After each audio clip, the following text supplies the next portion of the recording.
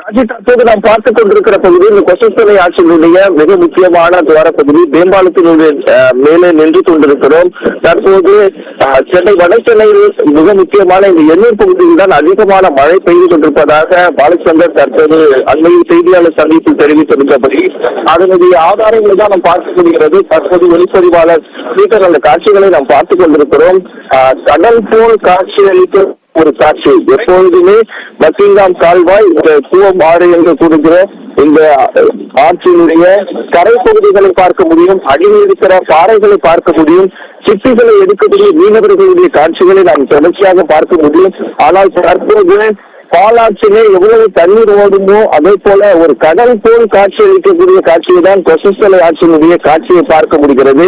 இங்கே அதிகமான மழை பெய்திருக்கிற காரணத்தினால் தற்போது தண்ணீருடைய வரத்து அதிகரித்து காணப்படுகிறது. தற்போது நம் மேம்பாலத்தில் நின்று கொண்டிருக்கிற இந்த காட்சியிலிருந்து ஒளிப்பதிவார் காட்டிக் கொண்டிருக்கிறார்.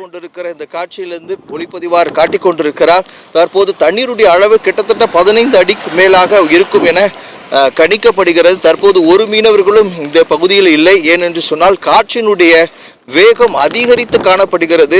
ஒரு ஆள் நின்று இந்த இடத்தை பார்க்க முடியாத அளவுக்கு தற்போது மிக கொடூரமான ஒரு சூழ்நிலையை தான் நாம் நின்று பார்த்து கொண்டிருக்கிறோம். இதனுடைய பொருட்படுத்தாமல் அங்கங்கே நிறைய பேர் நின்று இதை வேடிக்கை பார்க்கிற காட்சிகளை நாம் பார்க்க முடிகிறது. தற்போது மேம்பாலத்தில் ரயில் செல்லக்கூடிய ஒரு காட்சிகளையும் நாம் பார்த்து கொண்டிருக்கிறோம். இது மிக முக்கியமான ஒரு வரலாற்று நிகழ்வான ஒரு பகுதி. இப்படிப்பட்ட இந்த ஆற்றிலே இவ்வளவு தண்ணீரை இந்த மக்கள் பார்த்ததே இல்லை. அவ்வளவு அதிகமான தண்ணீரை தான் நாம் பார்க்க முடிகிறது. ராஜி, தற்போது இந்த கொசஸ்தலினுடைய ஆற்றினுடைய துவார பகுதிகளில் அதிகமாக நீர் வெளியேற்றப்படுகிறதாகவும் தகவல் நமக்கு கிடைத்திருக்கிறது.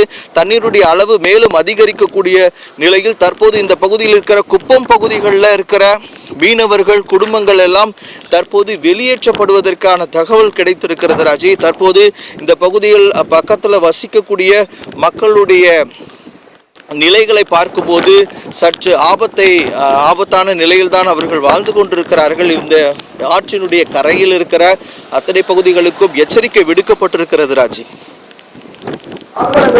தகவல்களை தொடர்ந்து சேகரித்துக் கொண்டே இருங்க. இன்னும் குடியிருப்பு பகுதிகளுக்கு போங்க. ஏன்னா எண்ணூர் பகுதியில் அதிக மழை பொழிவு இருக்கு அப்படின்னு சொல்றாங்க. குடியிருப்பு பகுதிகளில் அந்த மழை என்பது எந்த அளவுக்கான சேதங்களை ஏற்படுத்தி இருக்கிறது, பல்வேறு இடங்கள்ல முழங்கால் அளவுக்கு தண்ணீர் தேங்கி இருக்கு அப்படின்னு சொல்றாங்க. குடியிருப்பு பகுதிகளில் முழங்கால் அளவுக்கு தண்ணீர் தேங்கி இருக்கு அப்படின்றாங்க. அந்த இடத்துக்கு நேரடியா போங்க. அங்கிருந்து அடுத்தடுத்த நேரலையில கலை நிறுவனங்களை வழங்க எதிர்பார்த்துட்டு இருக்கோம். அடுத்த ஒரு நேரலையில மீண்டும் இணையரும் சாலமன்.